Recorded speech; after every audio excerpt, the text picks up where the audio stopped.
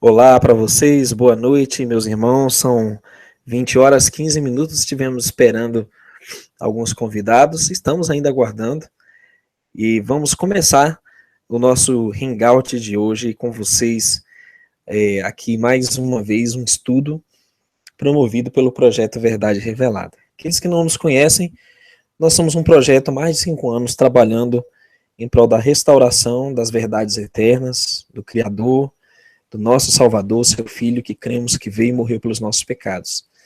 E estamos aqui para resgatar verdades que têm sido obscurecidas por um sistema maligno que quer impedir que as pessoas salvem suas almas, que quer te adoecer, que quer te fazer mal, quer nos destruir e, por trás de tudo, nosso adversário.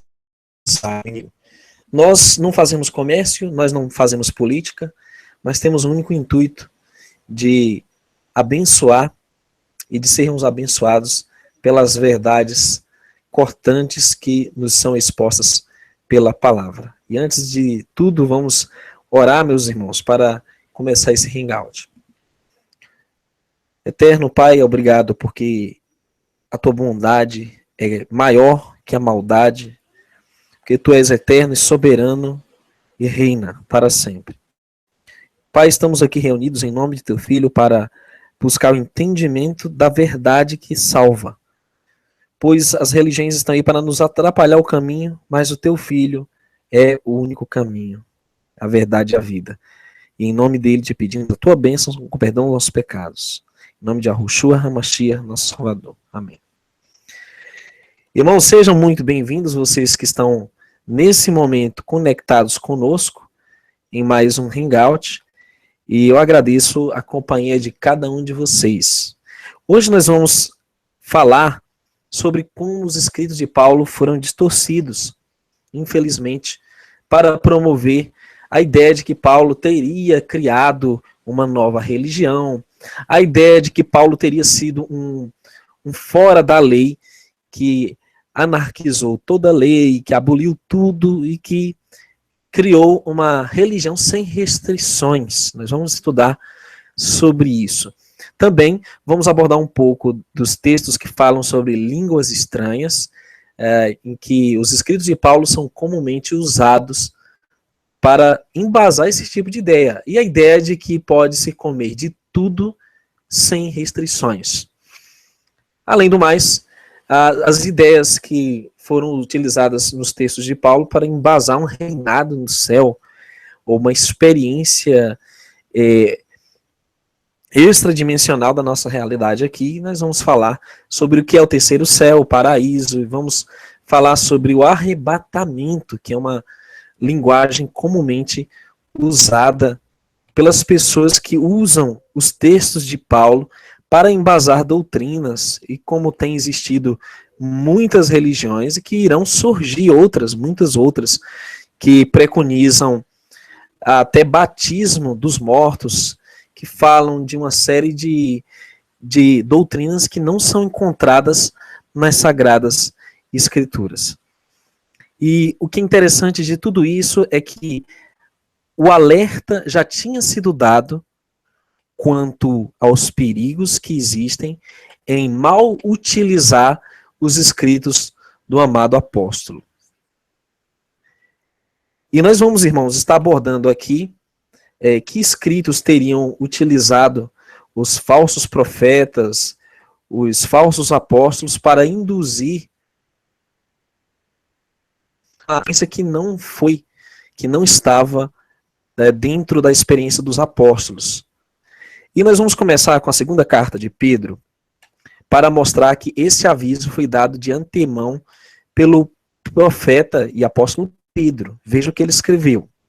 Aqui ele diz, no verso 15 do capítulo 13 da segunda carta de Pedro, e tende por salvação a longanimidade de nosso Senhor, como também nosso amado irmão Paulo vos escreveu, segundo a sabedoria que lhe foi dada, falando nisto, como em todas as suas epístolas, entre as quais há pontos difíceis de entender, que os indoutos e inconstantes torcem, e igualmente as outras escrituras, para sua própria perdição. Vós, portanto, amados, sabendo isto de antemão, guardai-vos de que pelo engano dos homens abomináveis sejais juntamente arrebatados e descaiais da vossa firmeza.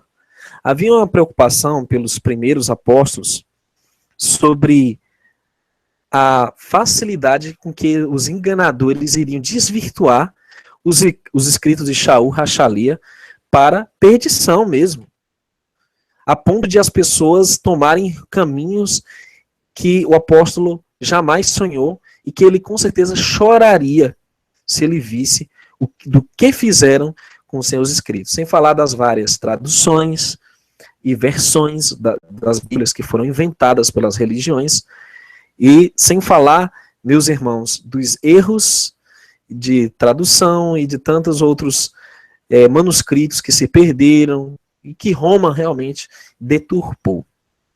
Bem, nós vamos começar falando sobre a questão aqui da teologia da substituição. Teria Paulo inventado uma religião? Será que foi Paulo que criou o cristianismo? Teria criado a Igreja Católica?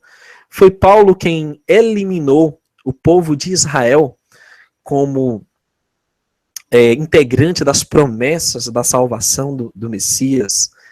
Será que foi Paulo quem criou o antissemitismo, a perseguição aos judeus, sendo ele próprio judeu da tribo de Benjamim, sendo ele um homem israelita, né?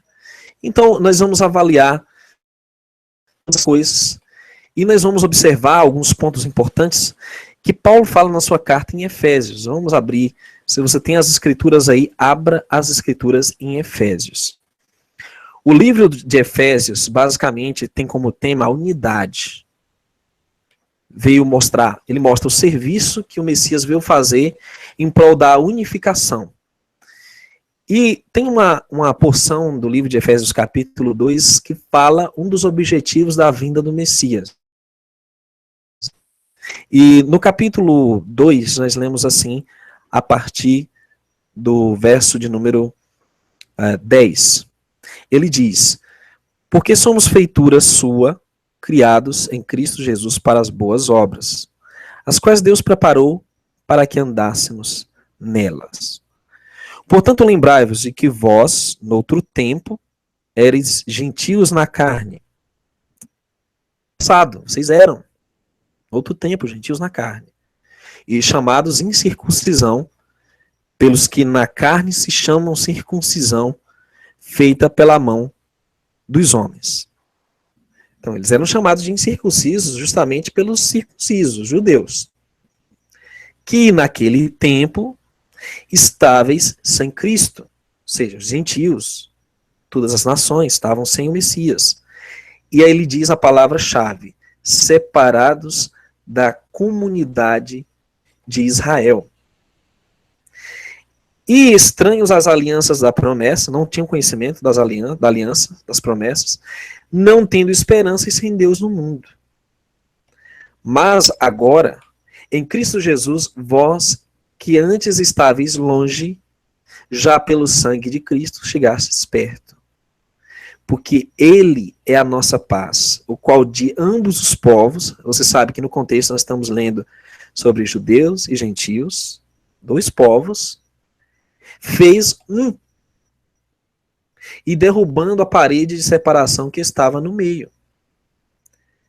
Então, você observa que a separação que havia entre judeus e gentios foi rompida. Não quer dizer, Paulo, que os gentios unicamente compõem a igreja, ou que nessa igreja não tem judeus. Isso é mentira. Paulo claramente diz que o objetivo da missão do Messias foi reunir judeus e gentios num só povo. E mais, ele deixa claro nesse contexto que era atrair os que não eram da comunidade de Israel para fazer parte dessa comunidade.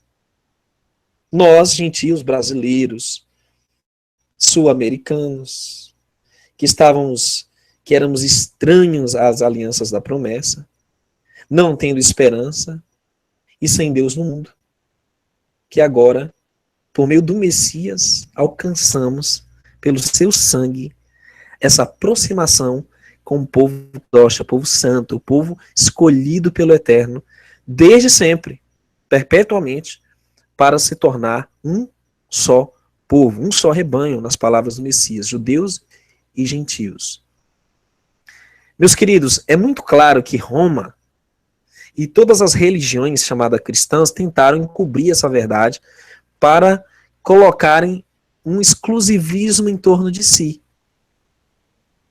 Nós observamos que Constantino trouxe essa ideia de que a exclusividade era pertencente apenas a Roma, o Império Romano, como igreja, ou um reino sacro, um império religioso sobre a terra, quando o Eterno jamais anulou suas promessas a Israel.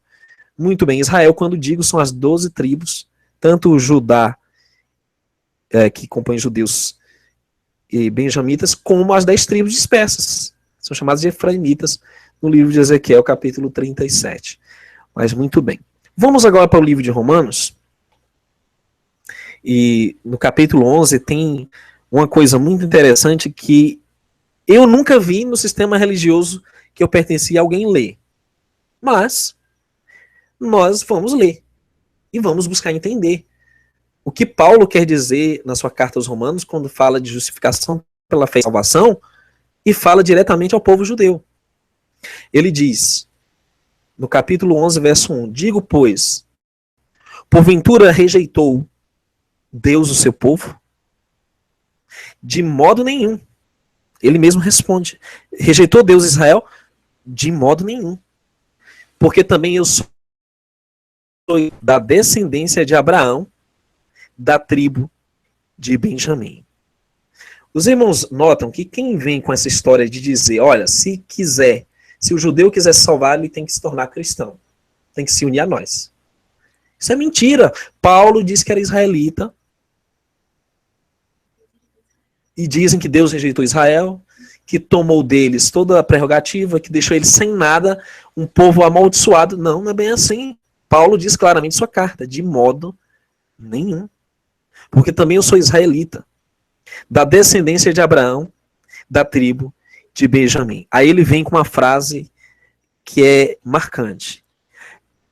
O Eterno, Yahweh, não rejeitou o seu povo, que antes conheceu. Ou não sabeis o que a Escritura diz de Elias?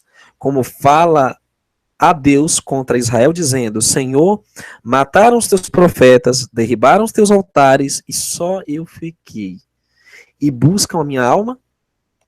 Mas que lhe diz a resposta divina? Reservei para mim 7.000 homens que não dobraram os joelhos a Baal. Assim como naquele Israel apóstata, ainda haviam 7.000 homens que não tinham se apostatado, ainda existem entre as tribos dispersas remanescentes que irão compor um só Israel entre judeus e remanescentes de judeus e remanescentes das 12 tribos. O amigo entende que quando você faz parte de uma determinada denominação, lá eles dizem, nós somos o Israel moderno, nós somos o único Israel espiritual. E isso é mentira.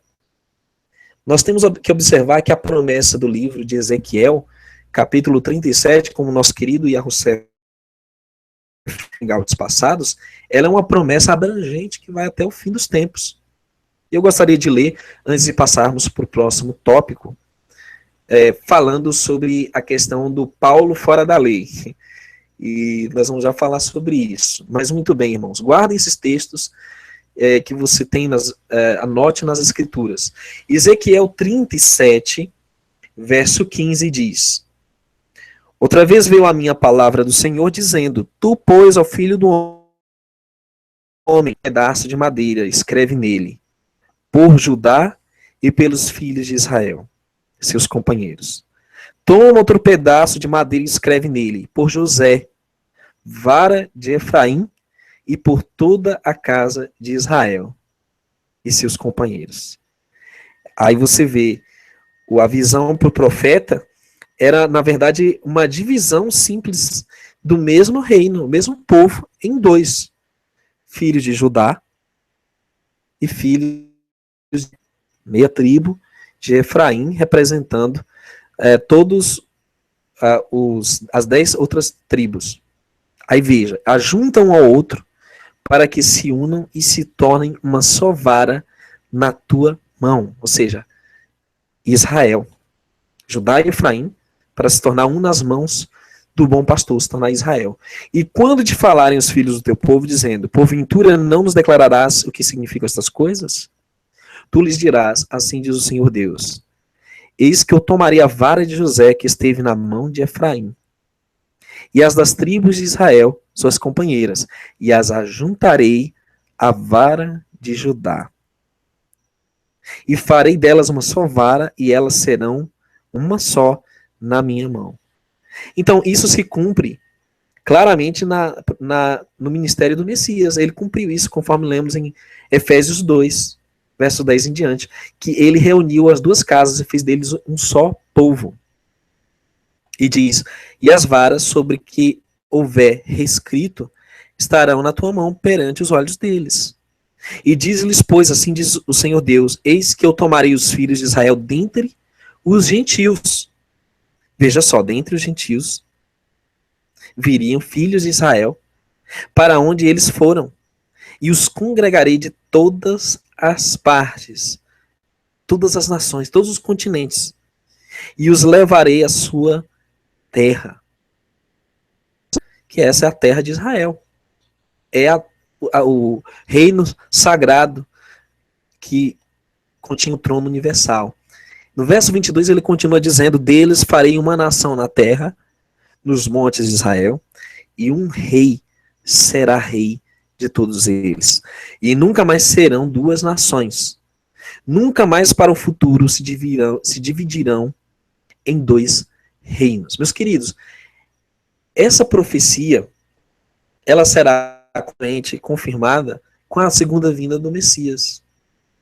Porque ali sim haverá uma só nação, nos montes de Israel, e haverá um rei que será o Messias. E nunca mais se contaminarão com seus ídolos, nem com suas abominações, nem com suas transgressões, e os livrarei de todas as suas habitações, em que pecaram e os purificarei. Assim eles serão o meu povo, e eu serei o seu Deus. Aí você observa uma coisa, quantos de nós já participamos de paganismo, de ocultismo sem saber? Festas pagãs batizadas com nomes cristãos, rituais maçons batizados como rituais evangélicos. Quantas vezes, meus irmãos, nós estivemos envolvidos em práticas que nós não conhecíamos? Idólatras, idolatrando até líderes religiosos, cantores, artistas, profetas.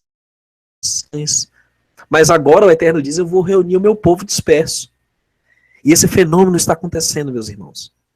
O Eterno está por meio da internet tirando o povo desses apriscos, do falso profeta, dos falsos cristos, e trazendo para si um povo só, um só rebanho. Agora, o que nos impressiona é a maneira com que as falsas religiões, mesmo as que se dizem cristãs, deturparam os escritos de Paulo, dizendo que os judeus ou Israel não fazem mais parte da aliança.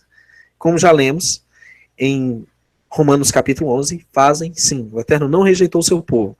Você lê o capítulo 9 inteiro, também ele reitera isso claramente, que Israel continua participando das promessas, até porque todos os discípulos eram judeus, né? Até porque o próprio Messias, Yeshua, era Yahudim, era judeu, e fazia parte dessa reunião das duas casas. Ele foi esse pastor, e é o pastor que reuniu e reunirá finalmente todos eles. Vamos falar do próximo aspecto, meus queridos. Já falamos da teologia da substituição, que todas as profecias são aplicadas às denominações, mas não deveriam, que o Eterno vê todos de maneira igual, e assim deveríamos compreender. Bem, agora vamos falar sobre a questão. Será que Paulo foi um fora da lei? Será que Paulo combatia os 10 mandamentos? Será que Paulo era contra as coisas ilícitas, e que aboliu os 10 mandamentos, aboliu a Torá, aboliu todos os hábitos de higiene, de práticas e leis éticas e morais que regulamentavam, sempre fizeram parte do povo de Israel desde sempre. Será que Paulo foi isso que dizem? Nós vamos começar com a carta de Romanos, que é uma das cartas mais utilizadas pelos abolicionistas da lei, da Torá. E vamos começar com Romanos 7:12. E, inclusive, o nosso irmão Yahussef, ele menciona esse texto em um dos seus estudos, que eu recomendo que você assista depois nesse canal. Nós falamos sobre como esconder o Messias no Antigo Testamento, no primeiro hangout, e no segundo falamos como eles fizeram para esconder a chamada Antiga Aliança, o Antigo Testamento, do Novo Testamento.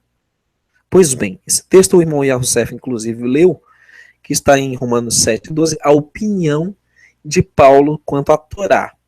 Aqui ele diz: assim a lei, ou poderia se ler, a Torá é santa, e o mandamento santo, justo e bom.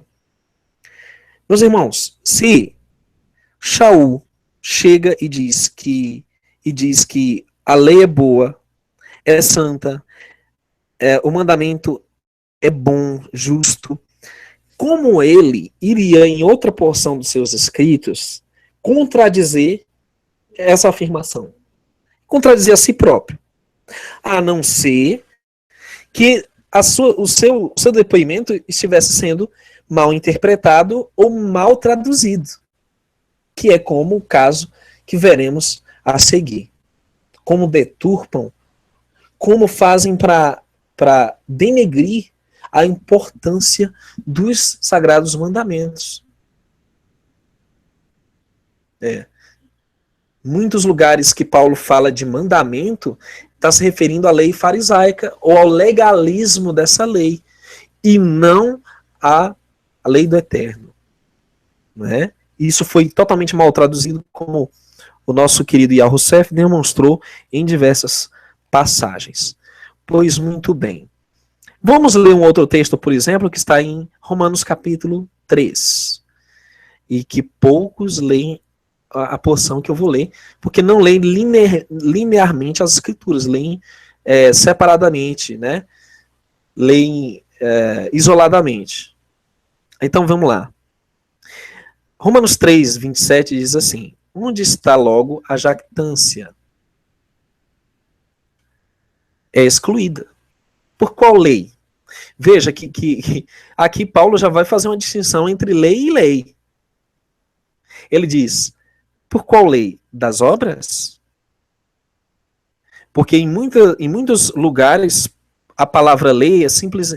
A lei, o legalismo da lei é traduzido como lei simplesmente, erroneamente, por Roma, para poder invalidar a antiga aliança, para aniquilar a verdade da existência do povo do Eterno, para apagar todo um legado de 4.000 anos, mais ou menos, ali, de história que confirmava o Deus verdadeiro e sua verdade eterna. Então ele diz: é excluída por qual lei?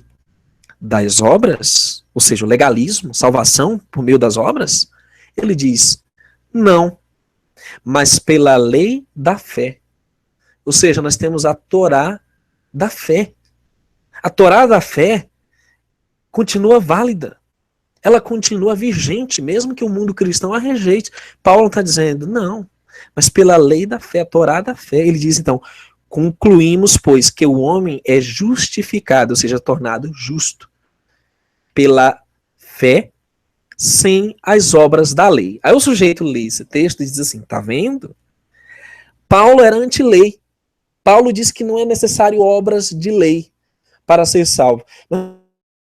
E você poderia ver o hangout com o Yahussef que nós fizemos sobre como esconder o Antigo Testamento do Novo, quando fala que aqui o original seria o legalismo da lei. Ou seja, quando o sujeito faz algo em troca de salvação. Concluímos, pois, que o homem é justificado pela fé sem as obras da lei, sem o legalismo da lei. O verso 29 diz: é porventura Deus somente dos judeus? E não é também dos gentios? Ele afirma, também dos gentios, certamente. Visto que Deus é um só, que justifica pela fé a circuncisão e por meio da fé a incircuncisão.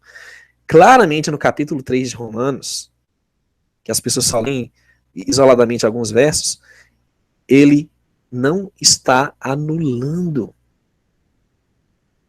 os mandamentos, ele está anulando o meio errôneo pelo qual os fariseus utilizavam a lei, o mau uso da lei. Por isso que ele diz, por meio da fé. A circuncisão, tanto da incircuncisão, por meio da fé. O verso 31 solidifica essa verdade uma vez por todas. Anulamos, pois, a lei pela fé? De maneira nenhuma. Aqui você pode ler mesmo, Torá. Anulamos a Torá pela fé, pela emuná, ou seja, pela plena confiança no Eterno, naquilo que ele prometeu, os escritos dele, né, o Gênesis, o Levítico, o Números, o Deuteronômio. Anulamos, nós abrogamos isso, está aniquilado isso, de maneira nenhuma. Antes, estabelecemos a Torá. Então, queridos, Paulo foi um homem zeloso da Torá, que cumpriu, foi fiel. Tantos outros textos que nós observamos, em Colossenses 2,15, ele fala, assim, pois, meus irmãos, permanecei firmes na fé e guardai as tradições que vos foram ensinadas, seja na palavra, seja por nossa epístola. Ele fala nesse a respeito aos mandamentos do Eterno. Não as tradições dos rabis, dos fariseus, dos líderes religiosos, mas fala exatamente dos mandamentos do Eterno, que não foram postos pelo Eterno em Talmud babilônico. Não, dado a Moisés. Não tem a ver com cabala egípcia que os judeus inventaram depois. Isso não. É a Torá, os profetas, tudo que já tinha sido estabelecido outrora. Bem, é fascinante discorrer sobre esse assunto, porque as pessoas, quando leem Romanos, Gálatas e outras cartas, têm uma impressão de que Paulo combatia a lei, ou a Torá, mas não é isso. Existem muitos textos que parecem dar essa compreensão, mas claramente não são. Vamos falar, por exemplo, de Gálatas. Gálatas, um livro que foi claramente escrito por Paulo, uma carta que foi escrita por Paulo para combater os judaizantes que estavam até anulando o sacrifício do Messias, a importância do sacrifício do Messias, da graça, o dom imerecido, e estavam promovendo entre eles coisas que não eram, veja bem que nós vamos falar, não eram o meio de salvação, mas talvez uma finalidade. O livro de Gálatas, ele fala exatamente a questão da salvação, por que meio é obtido a salvação. Aí, ele cita um texto que nós temos aqui no capítulo 3, no verso 24, onde ele diz, de maneira que a lei nos serviu de aio. Aio é um guia, é alguém que dirige uma pessoa, uma espécie de professor, de instrutor. A lei nos serviu de aio para nos conduzir a Cristo, ou a Yeshua, o Messias, para que pela fé fôssemos justificados. Veja só, Paulo diz que a lei, ela serve para me levar ao Messias, para mostrar que a transgressão desses mandamentos me colocam a necessidade de um Salvador. E aí ele diz, para que é uma conjunção coordenativa de finalidade, propósito, objetivo, que pela fé nós fôssemos justificados. Ou seja, qual é o objetivo da lei? Nos conduzir ao Messias para que ele nos salve. Para que por ele, pela fé nele, sejamos salvos. Aí olha o que diz em seguida. Mas, uma conjunção coordenativa adversativa, parece que está acrescentando algo anterior, está contradizendo algo anterior, mas, depois que veio a fé, já não estamos debaixo de aio. Porque todos sois filhos de Deus pela fé em Cristo Jesus. Como assim? Depois que você chegou ao Messias, você não precisa de guia, não precisa de aio. Ele diz, porque todos sois filhos de Deus pela fé em Cristo Jesus. Bem, é muito simples. Se você compreender que Yeshua não veio abolir os mandamentos, mas é a materialização da lei. A Torá viva em carne. Ele é a imagem expressa da vontade do Pai. Ele mesmo, é como João disse, que graça e verdade vieram por meio dele. Então, se você tem ele, naturalmente você tem a lei, tem a Torá. Você está em harmonia com a vontade do Pai, você está em obediência. Para que pela fé fôssemos justificados. Então, depois que veio a fé, que eu estou em Yeshua, nova criatura sou, as coisas velhas passaram, tudo se fez novo, como 2 Coríntios 5:10 diz. Já não estamos debaixo de aio. Ou seja, eu já estou sob a guia do Messias. E a guia dele é, se me amais, guardareis os meus mandamentos. A guia dele é, assim como eu permaneço nos mandamentos do meu Pai, e meu amor esteja em vós, assim como eu tenho guardado os mandamentos do meu Pai, no seu amor permaneço, como está lá em João 15, verso 10. Então, quando você tem o Messias, você não está debaixo da condenação da lei, você não está mais debaixo da dependência da salvação de obras, mas está debaixo da fé, da salvação pelo Messias. Aí ele diz, porque todos sois filhos de Deus pela fé em Cristo Jesus, no Messias, Salvador. Por todos batizados no Messias, e aqui dá a indicação que é em nome dele o batismo, já vos revestistes do Messias. Então, queridos, observe, no livro de Gálatas, Paulo não está anulando a Torá, mas ele está falando que ela não é um meio de salvação, mas é a finalidade, o objetivo. Naturalmente, quem é salvo, obedece. Quem não é salvo, não obedece. Muito simples. E aqui está muito evidenciado isso, quando nós lemos quanto aos frutos do Espírito. Né? No capítulo 5, ele diz, contra estas coisas não há lei. Ou seja, quem tem o Messias não está em transgressão da lei. Não está contra a Torá do Eterno. Muito bem. Vamos agora falar sobre o próximo aspecto das deturpações que fizeram dos escritos de Paulo. Vamos falar sobre as línguas estranhas.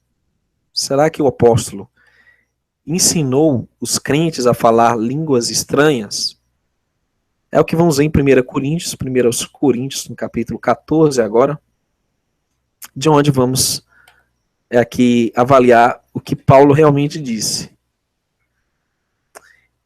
Aqui está, no verso 1, segui o amor, procurai com zelo os dons espirituais, mas principalmente o de profetizar. Shaul Rachalia começa dizendo que o dom a ser mais buscado é o dom de profecia.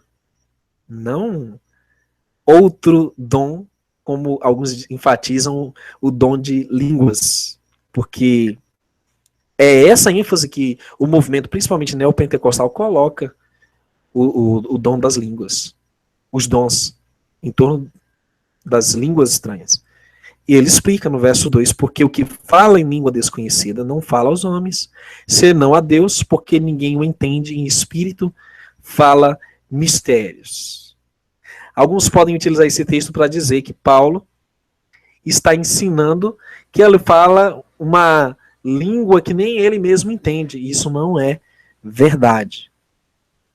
Porque nesse mesmo contexto, Paulo vai explicar o que significa falar em língua desconhecida e falar a Deus e não aos homens.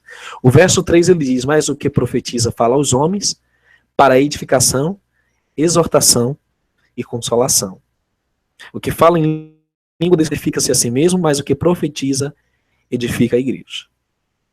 O que é falar em língua desconhecida, meus irmãos? Vamos ler mais adiante. Ele diz, eu quero que todos vós faleis em línguas, e aqui no original, pelo menos no grego é glossa, que é um idioma conhecido, um idioma nativo, não uma língua estranha, algo que nunca existiu na face da terra, mas é algo conhecido, mas muito mais que profetizeis. Porque o que profetiza é maior do que o que fala em línguas, a não ser que também interprete para que a igreja receba edificação. Veja, o que Paulo fala que mais deve abundar na igreja, ou na congregação, judeus e gentios, é o entendimento profético do tempo em que vivemos. Tanto mais no tempo que estamos hoje, acompanhando diante de nós. Mas o que é enfatizado nas igrejas? Zero profecia e só piruetas, cambalhotas e línguas estranhas. Não contradiz, querido, o que Paulo diz na sua epístola? Sim, contradiz. Aí ele diz, agora, irmãos, se eu for ter convosco falando em línguas, que vos aproveitaria? Se não vos falasse, ou por meio da revelação, ou da ciência, ou da profecia, ou da doutrina.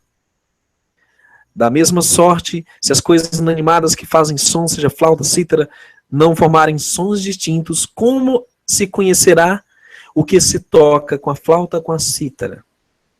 Aí ele dá outros exemplos. Se for para batalha, como se entenderá o que é dito? Assim também vós, se com a língua não pronunciardes palavras inteligíveis. Ou seja, se você vai falar em línguas e não há compreensão no que você fala, ele diz, como se entenderá o que diz? Não houver nexo. Se não fizer sentido, como se entenderá o que diz? Porque estareis como que falando ao ar. E aí Paulo diz, no verso 13, por isso que fala em línguas desconhecidas, ore, para que a possa interpretar. Ou seja, ele recomenda que se traduza o que está sendo dito, porque de nada vale uma mensagem sem compreensão. Ele diz, porque se eu orar em língua desconhecida, meu espírito ora bem, mas o meu entendimento fica sem fruto. Não sei se o irmão percebeu, a irmã, mas quando Paulo diz, se eu orar, falar em língua desconhecida, orar. Falar em língua desconhecida para Deus ou para o Eterno é orar. Que não se aplica a falar uma coisa sem nexo, perante uma congregação, porque ele já disse que tem que ter tradutor. Não significa outra coisa, senão uma oração. Uma oração. E ele diz no verso 15 que farei, pois, orarei com o Espírito, mas também orarei com entendimento. Cantarei com o Espírito, mas também cantarei com entendimento. Meus queridos, todas as passagens que Paulo fala de falar em línguas, está falando de pregar o evangelho às nações. A palavra é glossa, que é um idioma nativo, conhecido, não uma coisa desconexa, ou que chamam hoje de línguas estranhas. Prova disso é que em Atos, capítulo de número 2, as escrituras dizem claramente como foi feito o bom uso das línguas. E diz assim, em Atos capítulo 2, no verso 7 em diante diz, todos pasmavam e se maravilhavam, dizendo uns aos outros, pois que? Não são galileus todos esses homens que estão falando? Como, pois, os ouvimos cada um na nossa própria língua em que somos nascidos? Ou seja, todos aqueles que estavam lá no dia de Pentecostes, os partos, médios, elamitas, mesopotâmios, judeus da Capadócia, Ponto, Ásia, Frígia, Panfilha, Egito, partes da Líbia, junto a Cirene, forasteiros romanos, tanto judeus como prosélitos, estavam ouvindo em seu próprio idioma. É como se fosse uma tradução que o Eterno fazia das palavras que eles falavam no seu idioma, mas compreendiam aqueles que ouviam naquele local. É muito diferente do que é aplicado nos dias de hoje. Depois você pode pesquisar nosso livro, nosso vídeo no canal Verdade Revelada, Línguas Estranhas, que você vai ter mais detalhes sobre esse aspecto. Bom, queridos, vamos falar sobre mais um aspecto muito importante. Teria Paulo liberado todo tipo de alimentos para a igreja? Será que se pode comer de tudo mesmo? Será que se podem comer rãs, lagartixas, caranguejos, lagostas, ratos? Sim, são petiscos hoje, são guloseimas que as pessoas consideram comidas exóticas, né? Sim. Muito bem, nós vamos analisar alguns textos, como o 1 Timóteo, parece implicar algo nesse sentido, mas você vai vendo que no contexto, Paulo tem uma preocupação e há uma motivação a mais sobre o porquê ele falava alguns desses termos. Como, por exemplo, 1 Timóteo 4, e no verso 3 em diante, ele diz, proibindo o casamento, ordenando a abstinência dos alimentos que Deus criou para os fiéis e para os que conhecem a verdade, a fim de usarem deles com ações de graças. Porque toda criatura de Deus é boa, e não há nada que rejeitar, sendo recebido com ações de graças. Então vamos lá. Se eu parar nesse texto e disser assim, olha, Paulo está dizendo que eu posso comer qualquer coisa que, se eu orar, agradecer, não vai me fazer mal. É bom. Então, irmão, vamos ser coerentes. Se eu pegar um frasco de veneno, certo? Digamos que eu pego chumbinho para rato. E aí eu oro para que Deus abençoe esse veneno. E eu vou ingerir esse veneno. Será que porque eu agradeci, esse veneno se tornou para me alimentar? Óbvio que não, meus irmãos. Óbvio que não. Se você ficar no verso 4, você não vai entender o contexto inteiro. Se você não ler linearmente as escrituras. O verso 5 diz, explica. É lógico que Roma deu um jeitinho para mexer e para complicar muitos textos. Mas ele mesmo o contexto explica. Porque pela palavra de Deus e pela oração é santo. Então veja bem, meu irmão. Se eu pegar qualquer alimento que não é santificado pela palavra de Deus, que não é autorizado pela Torá, eu não posso comer. É isso que ele está dizendo. Tem que ser santificado pela palavra e pela oração. Eu tenho que ter na Torá, não só oração, mas pela palavra. Tá aí, o apóstolo explicou. Digamos, a palavra do Altíssimo sanciona o consumo. Vamos ver o que diz as escrituras. Isaías, profeta, que é o mais contundente, concernente a esse aspecto, ele fala no contexto dos últimos dias. Isaías 65, ele diz assim, concernente ao consumo de porco, presunto, né, que mais que se consome com esse derivado? Salsicha, né, carne moída de porco, né, tudo isso, toicinho, chouriço e etc. Será que o apóstolo, será que o profeta sanciona esse tipo de consumo de alimentos? Vamos ver o que diz aqui. Isaías, eu vou começar lendo o Isaías capítulo 65, onde diz assim, falando sobre o porco.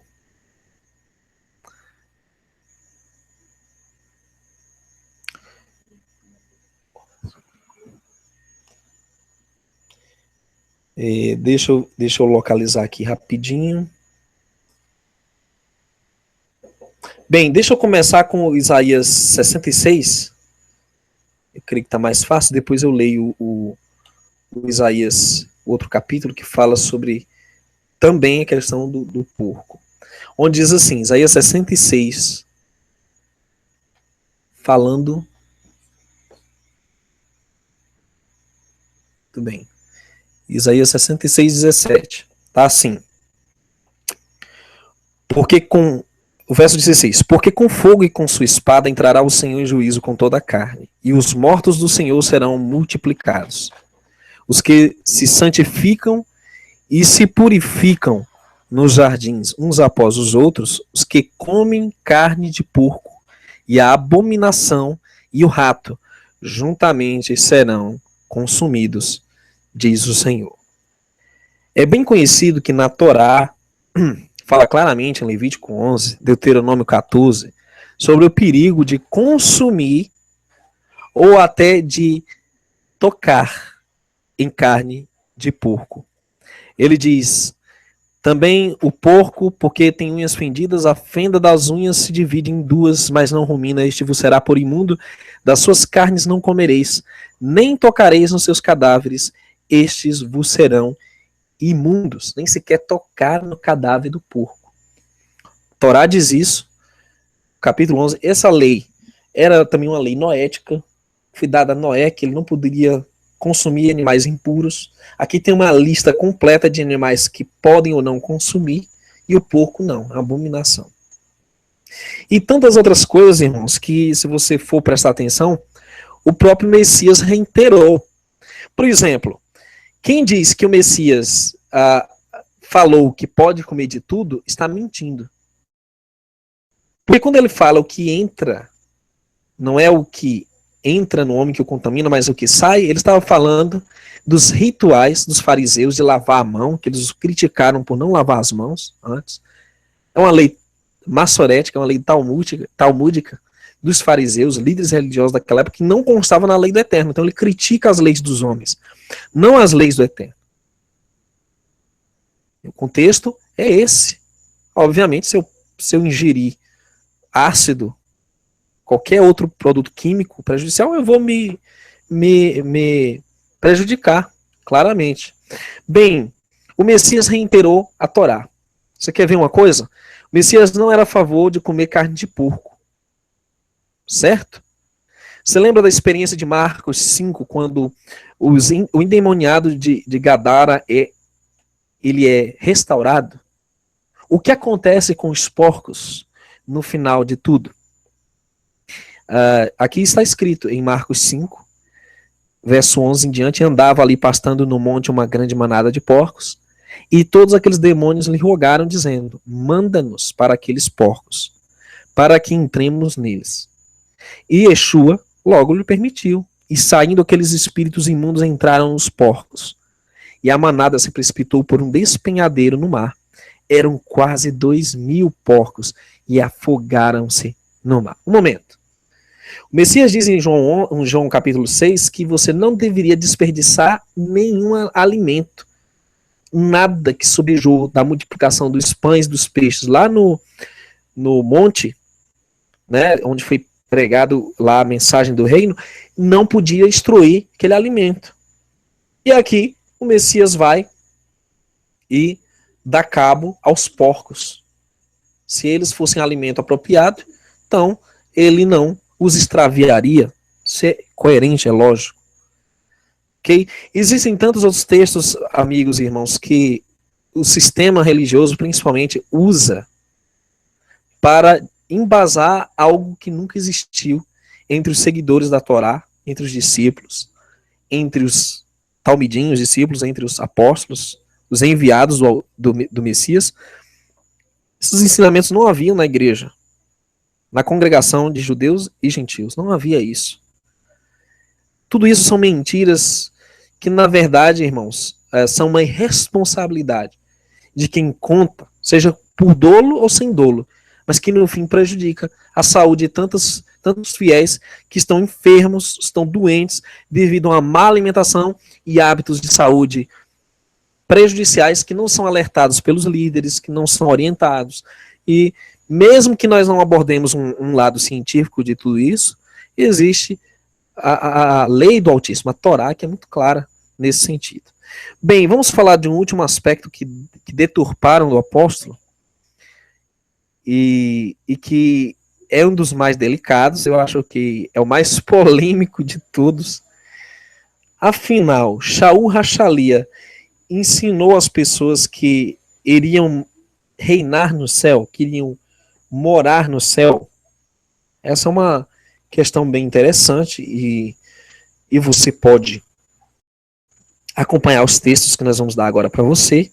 Nós vamos começar com 1 Tessalonicenses, o texto do capítulo 4, verso 16, que é o mais comum, usado por aqueles que dizem que nós vamos morar no céu e reinar. Algumas religiões ensinam que vamos reinar no céu como Messias por 1000 anos.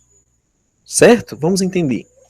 1 Tessalonicenses 4,16 diz: porque o mesmo Senhor descerá do céu com alarido, com voz de arcanjo, com a trombeta de Deus, e os que morreram em Cristo.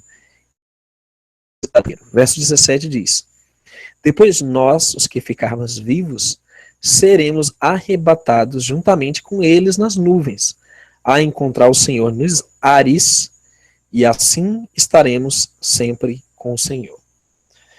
Bem, lendo esse texto de cara, parece dar a entender que nós vamos ser levados para o terceiro céu, ou a morada do Pai, ou como chamam, o paraíso, né? Dá a entender isso, mas vamos analisar com cuidado. Aqui diz que nós seremos arrebatados juntamente com eles, que forem ressuscitados, nas nuvens, a encontrar o Senhor nos ares. Quando você entender o que representam os ares, isso é na nossa atmosfera, não é no espaço sideral, não é lá nas moradas do Pai, são nos ares. A partir daí, você vai ter um ponto de conexão entre o que acontece depois do arrebatamento dos santos, que vai ser visível, glorioso, não será secreto de maneira nenhuma. Você que tem acompanhado nossos estudos sabe que arrebatamento secreto não existe nas Escrituras. A partir desse ponto, você vai compreender para onde que eles serão levados. Ok?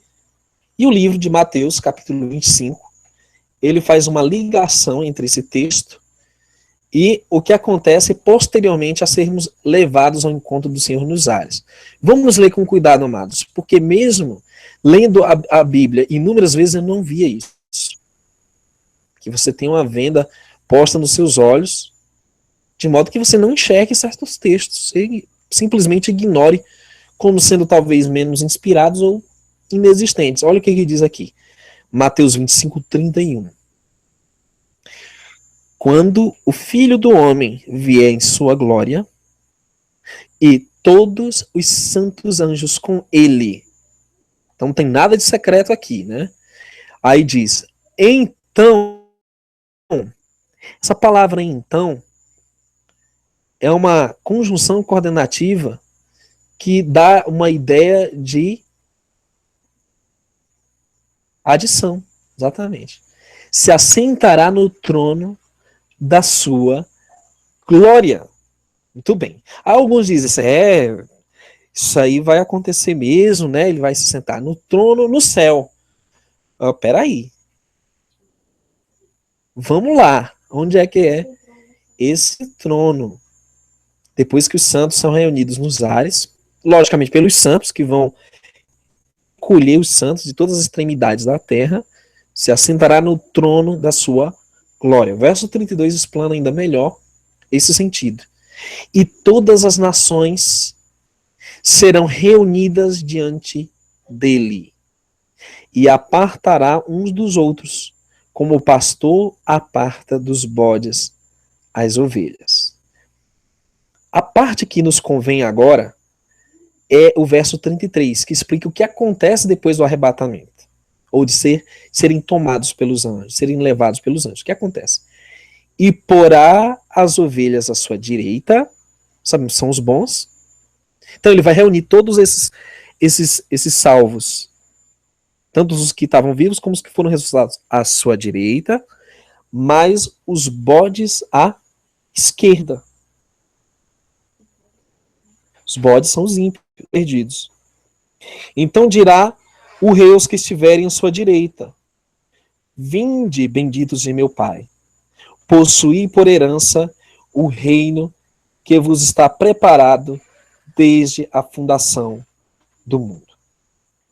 Agora nós vamos entender que reino é esse que eles vão possuir por herança desde a fundação do mundo.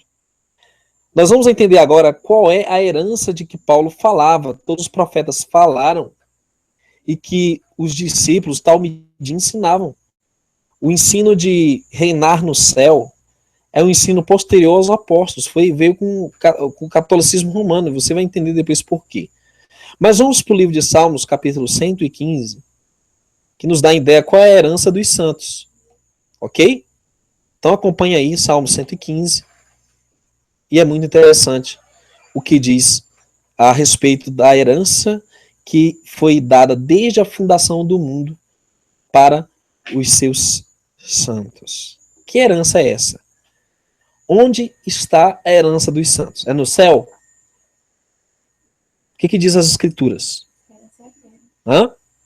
Salmo 115, verso 16 diz: os céus são céus do Senhor, mas a terra a deu aos filhos dos homens. Tem textos que falam que também deu como herança para os filhos dos homens. A terra é a herança dos filhos dos homens. Então, querido, veja bem. Se o apóstolo ensinou sobre um reino celestial para os salvos, os seres humanos, ele teria deixado isso bem claro nas suas epístolas, mas não estava claro ali em 1 Tessalonicenses 4, 16 e 17.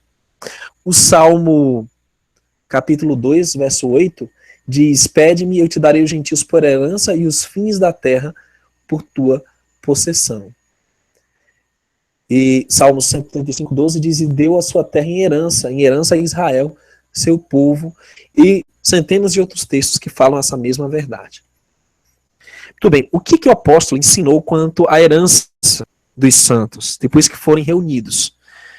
O livro de 1 Coríntios, capítulo 15, quando ele também fala em espírito as profecias dos últimos dias, ele relata algo muito interessante. Onde será o reino dos santos e do Messias, o reino milenial do Messias e dos seus santos. Ele diz assim, capítulo 15, no verso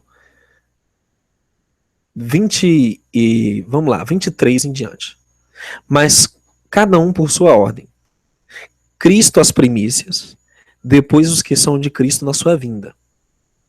Depois virá o fim, quando tiver entregado o reino a Deus. Veja bem, o fim chegará somente quando ele tiver entregado o reino ao Pai. Está aqui, Deus ao Pai. E quando houver aniquilado todo o império e toda a potestade e força. Então veja, amados, o Messias tem que reinar até que aniquile todo o império, toda a potestade e toda a força, seja o reino dos homens, seja a potestade dos demônios, seja os poderes das trevas, qualquer oposição, qualquer força. O verso 25 aí é o verso chave. Porque convém que reine, até que haja posto a todos os inimigos debaixo de seus pés. Ora, o último inimigo que há de ser aniquilado é a morte. Porque todas as coisas sujeitou debaixo de seus pés, mas quando diz que todas as coisas lhe estão sujeitas, claro, escrito aquele que lhe sujeitou todas as coisas. E aí vem o desfecho glorioso. E quando todas as coisas lhe estiverem sujeitas, todos os domínios da terra, a morte, o pecado, Satã, então também o mesmo filho se sujeitará àquele, ao Pai, lógico, que todas as coisas lhe sujeitou, para que Deus seja tudo e em todos. Meus queridos, o novo céu, a nova terra só se darão depois que a santa cidade descer do céu. A nova Jerusalém depois dos 1000 anos. E, portanto, aí sim haverá um novo céu, nova terra, onde os santos farão parte desse reino celeste que será aqui na terra. Ambos são a mesma coisa, reino do céu, reino da terra. Sugiro que você veja outros vídeos. Bem, queridos, estude as palavras, estude as profecias, estude as escrituras. Aqueles que estudam as escrituras não serão enganados. Não verão Shaul, Paulo, como um anti-lei, como fora da lei. Não vão dizer que os judeus estão fora das promessas do Altíssimo. Não vão confundir o reino do céu e o reino da terra. Não irão absorver práticas pagãs em nome de distorções dos textos no Novo Testamento, que é onde abunda mais essas distorções dos falsos profetas, dos falsos cristos, mas irão se preparar para o reino do Machia. Está muito próximo, onde reinará com seus santos por 1000 anos. Meu querido, eu sugiro que você não tome o que eu falei aqui. Tudo que foi dito é apenas um pontapé inicial para que você pesquise por você mesmo. Não seja massa de manobra. Não se deixe levar pelas doutrinas de homens, pelos profetas das religiões, pelos sofismas, pelos misticismos da vida, todos esses ismos que a humanidade criou e que Satã também se aproveitou para enredar muitos no engano, né? Na destruição. Mas veja as escrituras como algo cada dia novo, algo revelador. Tem muito a nos falar ainda. Nós estamos num processo de restauração. Então, é necessário que esse processo seja contínuo. Estamos redescobrindo verdades eternas. Nós estamos fazendo o retorno, né? Que muitos chamam de techuvá, né? O retorno, o arrependimento, as raízes hebraicas da nossa fé, as raízes edênicas que foram postas desde o princípio, os pilares eternos. As raízes apostólicas, como você está vendo, com certeza com outros olhos, pelo que nós mostramos aqui.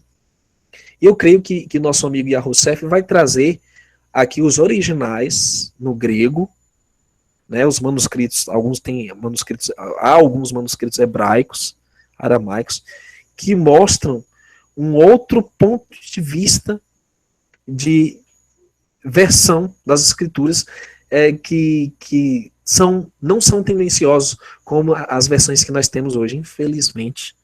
São versões que foram deturpadas por Roma, mal traduzidas, foram acrescentadas, houveram acréscimos, infelizmente. Essas versões não são boas, mas a palavra do Eterno permanece, inalterada. Ele não revogará aquilo que ele prometeu, ele não anulará sua aliança, como nós temos na Torá, no escrito dos profetas, o que chamam de Antigo Testamento, e na renovação dessa aliança com a vinda do Machia. Eu agradeço a você, meu irmão e irmã, que tem se unido nessa batalha para desmascarar o engano capital ao nosso redor. A nova ordem mundial, o sistema religioso, o sistema econômico que vai levar muitos à falsa adoração do anticristo, e nós temos que se unir para expor o mal. Não tema o mal, mas antes condene, exponha as trevas, admitindo a luz. Que o Eterno te abençoe, meu irmão. Um grande abraço e até um próximo hangout. Eu creio que talvez amanhã nós faremos outro hangout, se assim o Eterno permitir. Eu estarei anunciando. Graça e paz. Shalom.